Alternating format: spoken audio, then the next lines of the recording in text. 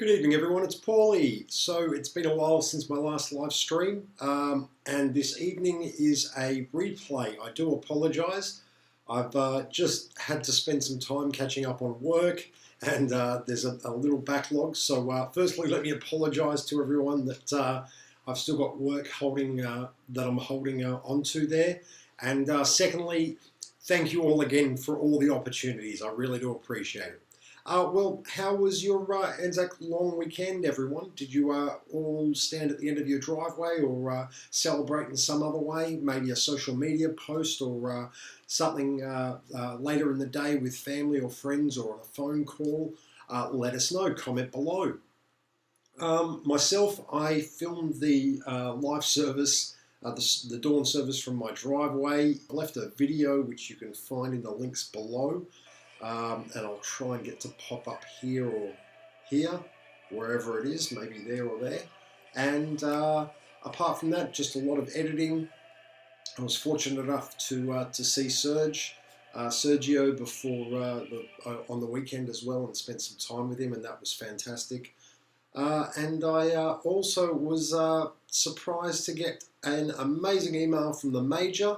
Now, if you don't know the Major, he's my father, of course. But we give him the Major for a certain reason, and it was a nickname that's given to him because, once he was once serving in the Army Reserve, but also I guess he earned that name from my friends because of the many years of wargaming that we've done with him. And when I say wargaming, I'm not talking about necessarily computer wargaming, I'm talking about board wargaming.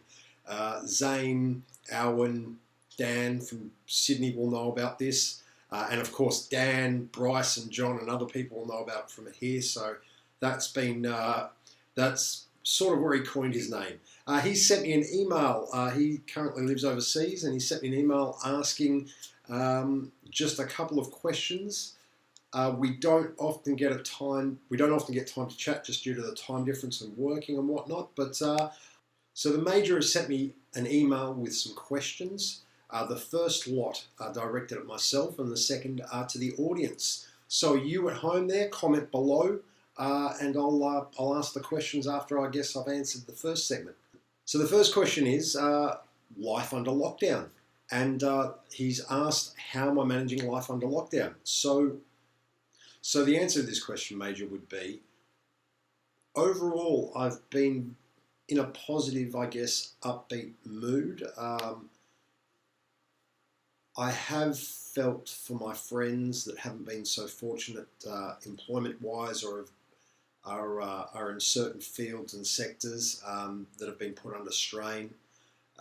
So I've felt for those friends, and I do think about that. But yeah, personally, I guess growing up in the 80s and 90s in a country town, this is isolation was like this. This is what life was like during floods and whatnot. I guess even during the fires in Sydney, you know, we were cut off for a period of time there. It wasn't too long, I guess. But no, I guess apart from being able to catch up with my friends and go out and film jobs, I've been dealing with it, I think, quite well. Yeah. And second question, how has it changed my routine? So it's changed my routine in a big way. Each week I could spend up to 20 hours travelling. I haven't been travelling because of work. So a lot of my work has been coming in remotely. I'm grateful for that. Furthermore, I've been filling in the time with extra editing jobs. So I guess I'm just doing a little bit more editing, more time in front of the computer, less time out on site and going to shoots, and of course catching up with friends. I do miss that. So not that I was doing a lot of that before, but what I was doing I did enjoy and I miss. Next question he's asked, are there any advantages?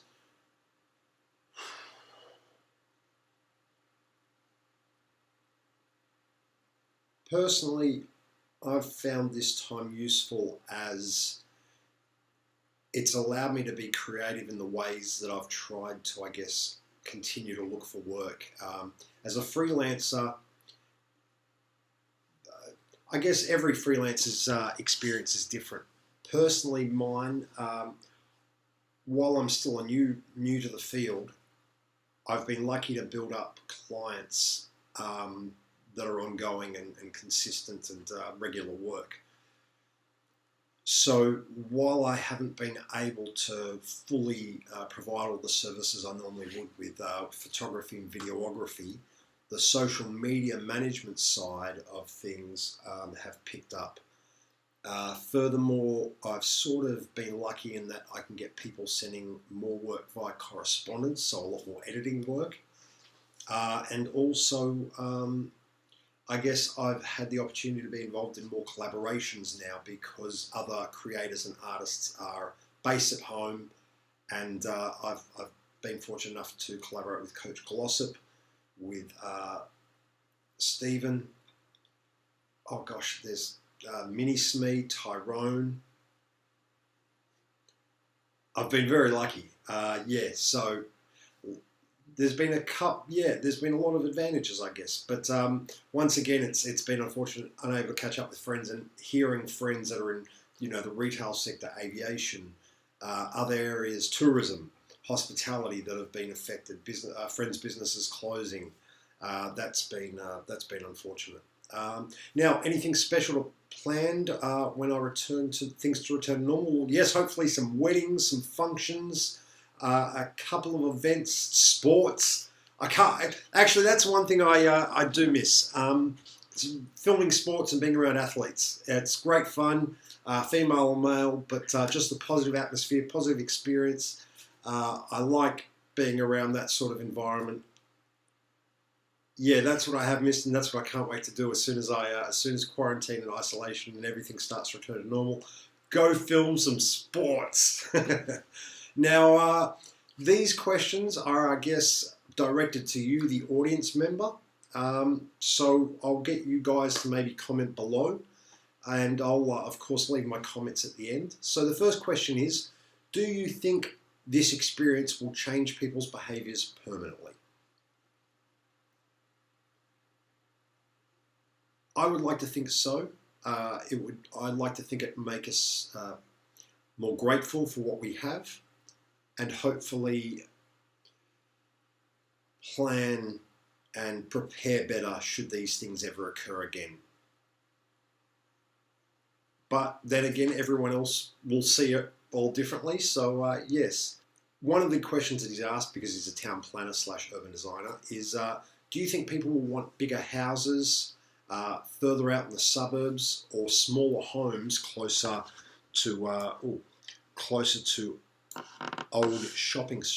Oh, that's okay. So, do you think urbanisation will continue, where the suburbs will be something more sought after because people want to spread out, or do you think people want to live closer because, I guess, those people that live further out haven't been able to get access to services as easily as those who live closer to dense areas? I'll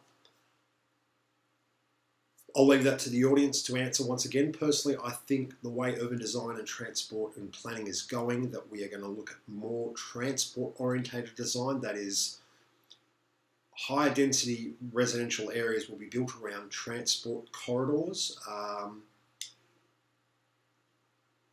Urban sprawl, I think, will continue for a short period of time, but of course, sustainability will be an issue. And with 3 billion people, I think, in the next 20 years expected, 3 billion in the next 20 years, we're going to need to, of course, think about how we manage our resources, because we can't continue the way we are. So that's definitely something that is good to think about. Great question there, Major. Now, will more people work from home permanently? This is an interesting question. What do you think? Comment below. My personal view is that yes, you will start to see more working from home.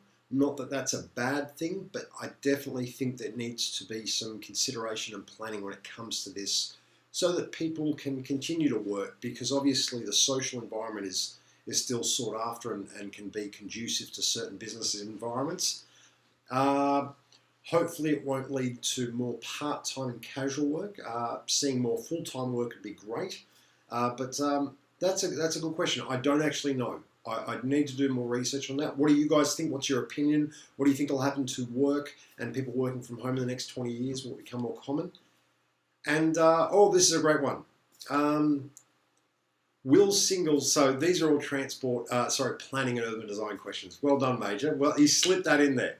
I should have maybe read these before. Will singles be more likely to want to share, or will the trend be towards living alone continue? So if you're single, do you prefer to live alone or do you prefer to share? That's a great question. I guess it depends, on the person, but we are starting to see out in society how people share housing is less common in some societies. There's some great... I don't actually have an answer for that. I wouldn't know. Guys, what do you think? Let us know. Now, I would like to point you in the direction of the Major's YouTube channel. One of his videos will pop up here or here.